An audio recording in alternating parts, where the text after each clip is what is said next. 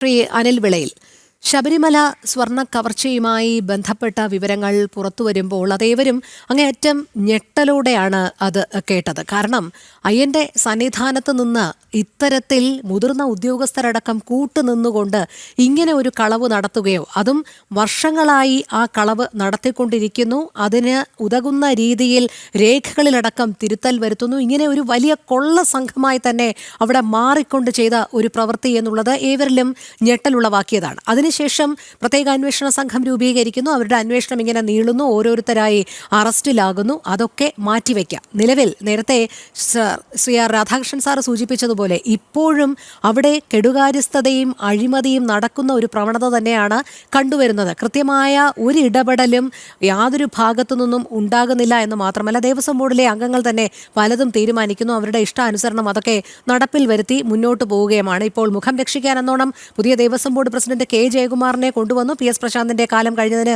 ശേഷം. പക്ഷേ P S പ്രശാന്തിന്റെ personal staff അംഗങ്ങൾ തന്നെയാണ് അദ്ദേഹത്തിലും ഉള്ളത്, ഓഫീസിൽ ഉള്ളത് എന്നുള്ളത് തന്നെയാണ്. അപ്പോൾ ഇതിങ്ങനെ തുടർക്കഥയാകുന്ന ഒരു ചരിത്രം തന്നെയാകും. പലതും വെളിയിൽ വരും ഭാഗ്യം കൊണ്ട്, ഇല്ലാത്തതൊക്കെ ഇങ്ങനെ കട്ടുമുടിച്ചു പോകും എന്ന് തന്നെയാണോ മനസ്സിലാക്കേണ്ടത്? തീർച്ചയായിട്ടും ശരിയാണ്. ശ്രീ പത്മകുമാർ ദേവസ്വം ബോർഡിന്റെ പ്രസിഡന്റ് ആയിരുന്ന കാലഘട്ടത്തിൽ അദ്ദേഹത്തിന്റെ മൂക്കയർ ഇടാൻ വേണ്ടി നിയമിച്ച ഉദ്യോഗസ്ഥനായിരുന്നു വാസു എന്ന് പറയുന്ന സ്പെഷ്യൽ കമ്മീഷണർ. അതേ സാഹചര്യം തന്നെയാണ് ഇപ്പോൾ പൊതുസമൂഹത്തിലെ കയ്യടി നേടാൻ വേണ്ടി ഇത്തരത്തിലുള്ള കാര്യങ്ങളിൽ രാഷ്ട്രീയപരമായി ഞങ്ങൾക്ക് യാതൊരു വിധമായ പ്രാമുഖ്യവും ഇല്ല എന്ന് പൊതുസമൂഹത്തിനെ ബോധ്യപ്പെടുത്താനും വേണ്ടിയാണ് കെ ജയകുമാർ എന്ന് പറയുന്ന IAS റിട്ടയർ ചെയ്ത 75 വയസ്സുള്ള ഒരാളിനെ വീണ്ടും ദേവസ്വത്തിന്റെ പ്രസിഡന്റാക്കി നിയമിച്ചത്. ആ കാലഘട്ടത്തിൽ തന്നെ അദ്ദേഹത്തിന്റെ മൂക്കയർ ഇടാൻ വേണ്ടിയാണ് പ്രശാന്തിനോടൊപ്പം സർവ്വമോഷണങ്ങൾക്കും ചുക്കാൻ പിടിച്ചിട്ടുള്ള, സർവ്വവേലകളും വേലത്തരങ്ങളും അറിയാവുന്ന, എനിക്ക് തോന്നുന്നു അദ്ദേഹത്തിന്റെ പേര് ബിനു എന്നാണ് തോന്നുന്നു, ഇദ്ദേഹത്തിന്റെ പ്രൈവറ്റ് സെക്രട്ടറി ആയിട്ട് വെച്ചിരിക്കുന്നതിന് വേണ്ടി തന്നെയാണ്. നമ്മൾ മനസ്സിലാക്കേണ്ട ഒരു കാര്യം, ഈ ദേവസ്വം ബോർഡിനകത്ത്, നിലവിലുള്ള ദേവസ്വം ബോർഡിനകത്ത് ഒരു മൂപ്പിളമ തർക്കം നിലനിൽക്കുകയാണ്. കാരണം നമ്മൾ അതിനകത്തൊന്ന് പരിശോധിക്കുമ്പോൾ ഈ ദേവസ്വം ബോർഡിലെ പ്രസിഡന്റ് ആയിട്ടിരിക്കുന്ന IAS ഉദ്യോഗസ്ഥനാണ് ജയകുമാർ, IAS ഓഫീസറാണ്. ഇതിനകത്ത് ഇരിക്കുന്ന ഒരു വ്യക്തി മുൻ മന്ത്രിയാണ്, രാജു എന്ന് പറഞ്ഞൊരു മുൻ മന്ത്രിയാണ്. എന്നിട്ട് മന്ത്രിയാണോ വലുത്, IAS വലുത് എന്നൊരു മൂപ്പിളമ തർക്കം ഇപ്പോഴത്തെ ദേവസ്വം ബോർഡിൽ നിലനിൽക്കുന്നുണ്ട് എന്നുള്ളതിന്റെ പ്രകടമായ ഉദാഹരണമാണ്. ജയകുമാർ പറഞ്ഞു സദ്യ അവിടെ കൊടുക്കുമെന്ന്. അതിന് നാളിതുവരെ രാജുവോ CPM-ന്റെ പ്രതിനിധിയായിട്ടുള്ള മറ്റു പ്രതിനിധിയായിട്ടുള്ള സന്തോഷ് കുമാറോ അനുകൂലിച്ചിട്ടില്ല, ഇതുവരെ അനുകൂലിച്ചിട്ടില്ല. ദേവസ്വം ബോർഡിനകത്ത് പ്രസിഡന്റിന് അധ്യക്ഷത വഹിക്കുക എന്നുള്ളത് മാത്രമേ ഉള്ളൂ ബാക്കി അംഗങ്ങളിൽ നിന്ന് വ്യത്യാസമുള്ളത്. അതുകൊണ്ട് ജയകുമാറിനെ സംബന്ധിച്ചിടത്തോളം അദ്ദേഹം ശബരിമലയിലെ കമ്മീഷണറായിരുന്ന കാലഘട്ടത്തിൽ, സ്പെഷ്യൽ കമ്മീഷണറായിരുന്ന കാലഘട്ടത്തിൽ യാതൊരു വിധമായ ഗുണപ്രദമായ ഒരു തീരുമാനവും അദ്ദേഹത്തിന്റെ കാലത്ത് അവിടെ നടപ്പാക്കിയിട്ടില്ല. ഇനിയും അദ്ദേഹത്തിന് സാധിക്കുകയുമില്ല. അദ്ദേഹത്തിന് സാധിക്കുന്ന ഒറ്റ കാര്യം മാത്രമേ ഉള്ളൂ, അദ്ദേഹം നല്ലൊരു കവിയാണ്. ഈ ശബരിമലയുടെ സന്നിധാനത്ത് പോയി ഇരുന്നുകൊണ്ട് മനോഹരമായിട്ടുള്ള അയ്യപ്പന്റെ പാട്ടുകൾ എഴുതാൻ അദ്ദേഹത്തിന് അവസരം കിട്ടുമെന്നുള്ളതല്ലാതെ ശബരിമലയുമായി ബന്ധപ്പെട്ട യാതൊരു കാര്യങ്ങളും ചെയ്യാൻ അദ്ദേഹത്തിന് സാധിക്കില്ല.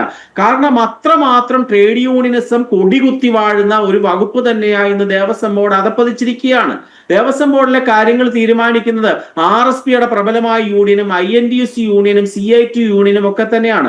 അവിടെ ജയകുമാറിനോ ശ്രീ രാജുവിനോ സന്തോഷ് കുമാറിനോ ഒന്നും യാതൊരു തീരുമാനങ്ങളും എടുക്കാൻ ഒക്കില്ല.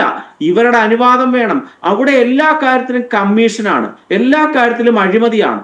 20 ലക്ഷത്തിന് മുകളിൽ തുക ചെലവഴിക്കേണ്ടി വരുന്ന എല്ലാ കാര്യത്തിനും ബഹുമാനപ്പെട്ട ഹൈക്കോടതിയുടെ അനുവാദം വേണമെന്ന് കൃത്യമായ ഒരു നിയമവ്യവസ്ഥിതി ഉള്ള സാഹചര്യത്തിലാണ് ഈ കോടിക്കണക്കിന് രൂപ മുടക്കി സദ്യ കൊടുക്കാൻ പോകുന്നത്. ശബരിമലയിൽ പോകുന്ന അയ്യപ്പ ഭക്തന്മാർക്ക് വയറ് നിറച്ച് സദ്യ കൊടുക്കുന്നതിനോടൊപ്പം തന്നെ ആ വയറ് നിറഞ്ഞു കഴിയുമ്പോൾ ഇവർക്ക് പ്രാഥമിക ആവശ്യങ്ങൾ നിർവഹിക്കാനുള്ള ടോയ്ലറ്റ് ബ്ലോക്ക് ഉണ്ടാക്കുന്ന കാര്യം കൂടെ ഈ ദേവസ്വം ബോർഡ് പ്രസിഡന്റ് പറയേണ്ടിയിരുന്നു. അതില്ല.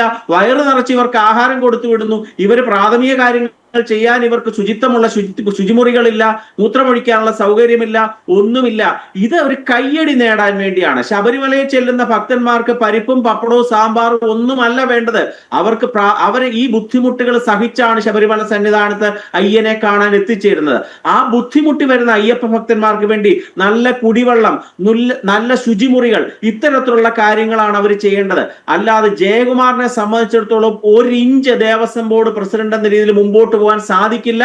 അദ്ദേഹത്തിന് സാധിക്കുമെങ്കിൽ അവിടുത്തെ ട്രേഡ് യൂണിയൻ സംവിധാനം അതിന് സമ്മതിക്കുകയുമില്ല. നമ്മൾ ആദ്യം മനസ്സിലാക്കേണ്ട കാര്യമാണ്. രണ്ടാമത്തെ കാര്യം, ഈ സർക്കാരാണ് ഈ കാര്യങ്ങൾ നിയന്ത്രിക്കുന്നത്. നമ്മുടെ ഇപ്പോൾ കടകംപള്ളി സുരേന്ദ്രൻ കഴിഞ്ഞ ദിവസം പറഞ്ഞൊരു കാര്യമുണ്ട്. ഞാൻ ദേവസ്വം ബോർഡിന്റെ മന്ത്രിയായിരുന്ന കാലയളവിൽ ഒരിക്കൽ പോലും ദേവസ്വം ബോർഡുമായി ബന്ധപ്പെട്ട ഒരു ഫയലിലും ഞാൻ ഒപ്പിട്ടിട്ടില്ല എന്ന് അദ്ദേഹം പറഞ്ഞു. തീർത്തും തെറ്റായൊരു വസ്തുത തന്നെയാണ്. ദേവസ്വം ബോർഡ് ആർക്ക് വേണമെങ്കിലും കയറി നിറങ്ങാവുന്ന ഒരു വകുപ്പ് തന്നെയാണ്. നമ്മൾ ശ്രദ്ധിക്കണം. ഈ കഴിഞ്ഞ കുറെ മാസങ്ങൾക്ക് മുമ്പ് രോഹിണി ശ്രദ്ധിച്ചിട്ടുണ്ടാവും, കോട്ടയത്ത് മെഡിക്കൽ കോളേജിലെ ഒരു മേൽക്കൂര ഇടിഞ്ഞു വീണ് ഒരു സ്ത്രീ മരിക്കുകയുണ്ടായി. വളരെ ദുഃഖകരമായ സാഹചര്യമാണ് ഉണ്ടായത്. ആ മരണത്തിന് ശേഷം ആ മരണമടഞ്ഞ സ്ത്രീയുടെ മകന് ജോലി കൊടുത്തത് ഏത് വകുപ്പിലാണ്? ദേവസ്വം ബോർഡിലാണ് കൊടുത്തത്. ആരാണ് കൊടുത്തത്? വാസവനാണ് കൊടുത്തത്. എന്തേ ആരോഗ്യ വകുപ്പിൽ കൊടുക്കാതിരുന്നത്? ജോലി കൊടുത്തതിനും ആ മരണത്തിന് നമുക്ക് ദുഃഖവുമുണ്ട്, ജോലി കൊടുത്തതിന് നമുക്ക് സന്തോഷവുമാണ്. പക്ഷെ ആർക്ക് ഏത് തോന്നിയവാസവും ഏത് സമയത്തും കാണിക്കാൻ ഒക്കുന്ന ഒരു വകുപ്പാണ് ദേവസ്വം ബോർഡ് എന്നുള്ളതിന്റെ തെളിവ് മാത്രമാണ് ഞാൻ പറഞ്ഞത്. ഈ മരണത്തിന് കാരണക്കാരായ വകുപ്പ് ഏതായിരുന്നു? അത് ആരോഗ്യ വകുപ്പായിരുന്നു. ജോലി കൊടുത്തത് വാസവന്റെ മണ്ഡലത്തിലെ വോട്ടറാണ്. അതുകൊണ്ട് എന്ത് തോന്നിയ വാസവും കാണിക്കാം. അതുകൊണ്ട് ശ്രീ ജയകുമാറിനോ ശ്രീ രാജുവും തമ്മിലുള്ള മൂപ്പിളമ തർക്കം ഈ വകുപ്പിനെ വീണ്ടും വീണ്ടും നാശത്തിലേക്ക് കൊണ്ടുപോകും. കാരണം മുൻ മന്ത്രിയാണ്, അദ്ദേഹത്തിനോടൊപ്പം സെക്രട്ടറി ആയിട്ടിരുന്ന ഒരാൾ മാത്രമാണ് ജയകുമാർ. ജയകുമാറിനെ ഒരിക്കലും രാജു അംഗീകരിക്കത്തില്ല, രാജു ഒരിക്കലും തിരിച്ചും അംഗീകരിക്കത്തില്ല. ഈ ഒരു സാഹചര്യത്തിൽ ദേവസ്വം ബോർഡ് വീണ്ടും അധപ്പതനത്തിന്റെ പാതയിലേക്ക് തന്നെ പോകും. കുറച്ചേറെ ദിവസങ്ങളായല്ലോ ശ്രീ ജയകുമാറിന്റെ നേതൃത്വത്തിലുള്ള ദേവസ്വം ബോർഡ് അധികാരത്തിലേറിയിട്ട്. നാളിതുവരെ അദ്ദേഹത്തിന്റെ വായിൽ നിന്ന് സദ്യ എന്നുള്ളതല്ലാതെ ശബരിമലയിലെ അടിസ്ഥാനപരമായിട്ടുള്ള ഏതെങ്കിലും ഒരു കാര്യത്തിന്റെ ഒരു നിർദ്ദേശം അദ്ദേഹം മുമ്പോട്ട് വെച്ചതായി കണ്ടിട്ടുണ്ടോ? ഒരിക്കലും ഉണ്ടായിട്ടില്ല. അവിടെ ഇപ്പോൾ അയ്യപ്പ ഭഗവാന്റെ അനുഗ്രഹത്താൽ അവിടെ യാതൊരു കുഴപ്പവും ഇല്ലാതെ പോകുന്നു എന്ന് മാത്രമേ ഉള്ളൂ. ഈ സദ്യ കൊടുക്കലല്ല ശബരിമലയിൽ വേണ്ടത്. സദ്യ വയറുമുട്ട കൊടുത്തുകൊണ്ടിട്ട് ഒരു കുഴപ്പവുമില്ല. പക്ഷേ അവർക്ക് ആ വയറുമുട്ട ആഹാരം കഴിച്ചതിന് ശേഷം പ്രാഥമിക സൗകര്യങ്ങൾ നിർവഹിക്കാൻ വേണ്ടിയിട്ടുള്ള ടോയ്ലറ്റ് ബ്ലോക്കുകൾ കൂടി ഉണ്ടാക്കണം. ഇതാണ് ആവശ്യം. അല്ലാതെ കയ്യടി നേടാൻ വേണ്ടി സദ്യ കൊടുക്കലല്ല. അതേപോലെ തന്നെ ബഹുമാനപ്പെട്ട ഹൈക്കോടതി ഇവർ പല രീതിയിലും തെറ്റിദ്ധരിപ്പിക്കുന്നുണ്ട്. ആ തെറ്റിദ്ധാരണ ഹൈക്കോടതി ശ്രദ്ധയിൽ വരണം. ശ്രീ രാധാകൃഷ്ണൻ സാർ സൂചിപ്പിച്ചതുപോലെ ഹൈക്കോടതിയിൽ നൂറുകണക്കിന് കേസുകളും പ്രശ്നങ്ങളും ദൈനംദിനം വന്നുകൊണ്ടിരിക്കുകയാണ്. അവർക്ക് ഈ ശബരിമലയിലെ ഈ വൻ കൊള്ളയെപ്പറ്റി മാത്രം ആലോചിച്ചുകൊണ്ടിരിക്കാനും ഈ ദേവസ്വം ബോർഡിനെ പറ്റി മാത്രം ചിന്തിച്ചുകൊണ്ടിരിക്കാനും മാത്രം അവസരമില്ല. അതുകൊണ്ട് ഈ ദേവസ്വം ബോർഡ് സംവിധാനം തീർച്ചയായിട്ടും പിരിച്ചുവിടണം. ദേവസ്വം ബോർഡ് ആവശ്യമില്ലാത്തൊരു കാര്യം തന്നെയാണ് എന്നുള്ളതാണ് വാസ്തവം. നമ്മൾ ശ്രീ പത്മനാഭസ്വാമി ക്ഷേത്രത്തിലേക്കൂടെ പോകേണ്ടതുണ്ട്. പത്മനാഭസ്വാമി ക്ഷേത്രത്തിൽ ഇരിക്കുന്ന സ്വത്തുവകകളും ബഹുമാനപ്പെട്ട ഹൈക്കോടതി ഒന്ന് കണക്കെടുത്ത് സൂക്ഷിക്കുന്നത് നല്ലത് തന്നെയാണ്. ഇല്ലെങ്കിൽ ഈ കാട്ടുകള്ളന്മാർ അടുത്ത ശ്രദ്ധ ആ പത്മനാഭസ്വാമി ക്ഷേത്രത്തിലേക്ക് കണ്ണുവെച്ചിട്ടുണ്ട്. അവരത് മുച്ചൂടും അടിച്ചുകൊണ്ട് വരാനുള്ള സാധ്യത നമുക്ക് തള്ളിക്കളയാൻ സാധിക്കില്ല. അതുകൊണ്ട് ശ്രീ ജയകുമാറിന് നല്ല അയ്യപ്പ കീർത്തനം എഴുതാനുള്ള അവസരം ഉണ്ടാകട്ടെ. അദ്ദേഹത്തിന് അല്ലാതെ ഒരു കാര്യവും ശബരിമലയിൽ ചെയ്യാൻ സാധിക്കില്ല എന്നുള്ളതാണ് ഇത്രയും നാളത്തെ അദ്ദേഹത്തിന് ഒരു മികച്ച ഭരണപരിഷ്കാരമൊന്നും അല്ല. അദ്ദേഹം ഒരു അയ്യപ്പ ഭക്തനായിരിക്കാം, നല്ല ഒരു പാട്ടുകാരനോ അല്ലെ ഗാനരചയിതാവോ ആയിരിക്കാം. അതിനപ്പുറത്ത് അദ്ദേഹത്തിന് യാതൊരു കാര്യവും ചെയ്യാൻ സാധിക്കില്ല.